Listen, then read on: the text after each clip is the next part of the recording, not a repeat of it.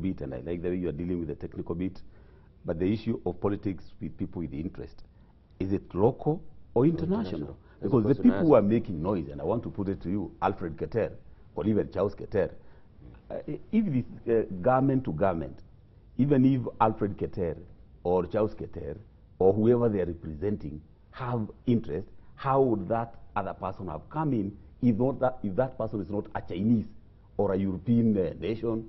Because I don't think it is Keter himself. Even if you told him to build that, whatever interest he has in that rail line, would he afford? It means if he's somebody's stooge, as it was claimed by the deputy president here, then that he's a stooge to a very important master who could be a country, who could be a big company, probably in China.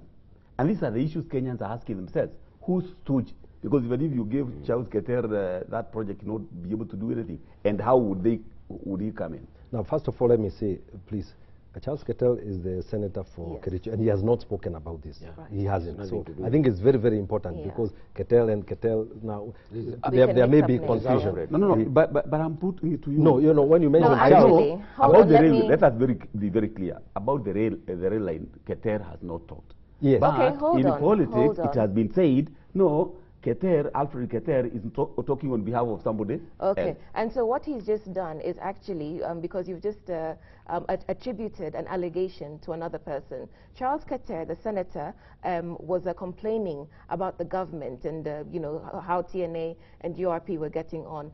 Alfred Keter, the MP from Nandi Hills, is the one who has been claiming that there has been corruption and impropriety around the standard gauge railway. So we must say that on air and not, you know, so that make false accusations. And I don't want to be here to say, okay, and I'll say this. The question remains, as Waweru has pointed out, that the deputy president responded to the question we put to him about these allegations from Mr. Alfred Keter, and the deputy president's response was that he was a stooge.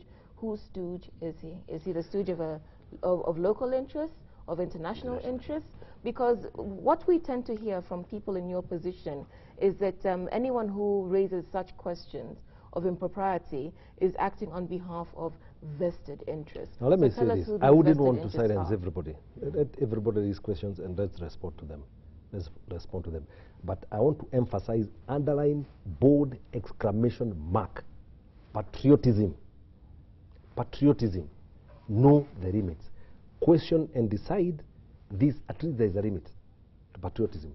Not cover up for corruption. Corruption at any point cannot be covered up. Yes, but you're not answering the question, who are these vested interests? I don't know where he has gotten his information, but number one, he is on record by saying that this is a 1.3 trillion project, isn't it?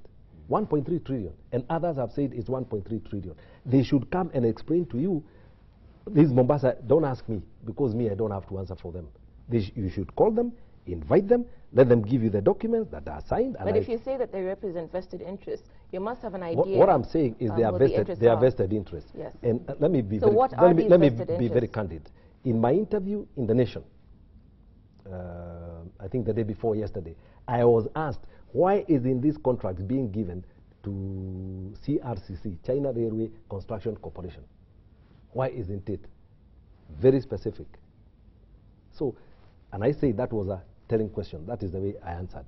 So why not Odwak? Why not Kamau? I explained, that was the opening statement, that we signed the memorandum with the CRCC, with the China Road and Bridge, one company. The Chinese government has endorsed. Therefore, anybody with a complaint, if it is a Chinese company, and we know they fight, they are vicious fights. The police, communication system, Chinese companies are fighting. They are vicious fights. So there are issues. So I cannot deny that could be vested interests, very serious vested interests. There could be people who want to gain something. Okay, so.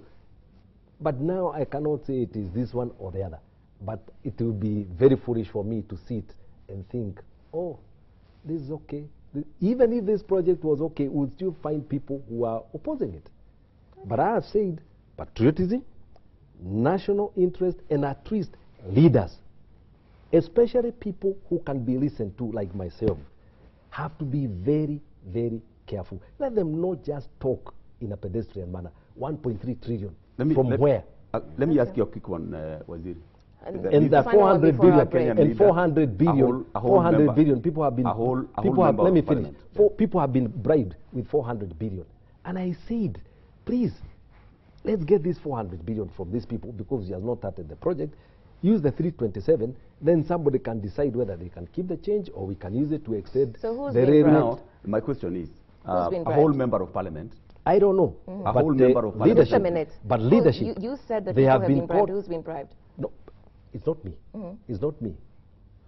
Leaders have said on TV, on camera, that 400 billion has been used to bribe people. So that money is in the pockets of people. Or I'm saying, let's retrieve that money, let them give evidence. The anti-corruption goes and gets that money, give us the 327 when they do the asset recovery, and then we build our railway, and then they can give us the additional money to build hospitals and so on. Now, very quickly, because we have to take a whole member break. of parliament has complained consistently. Has he talked to you, or have you talked to him, at least to explain these things? I haven't, but there is a parliamentary committee, there is the PIC, he's a member of parliament, and why the departmental committee on transport and infrastructure, why they started looking into this matter is that there was a question by a member of parliament. And based on that, there was supposed to be a ministerial statement. And therefore, I was called before that committee, and the work of the committee is still ongoing so that the response can be given into parliament.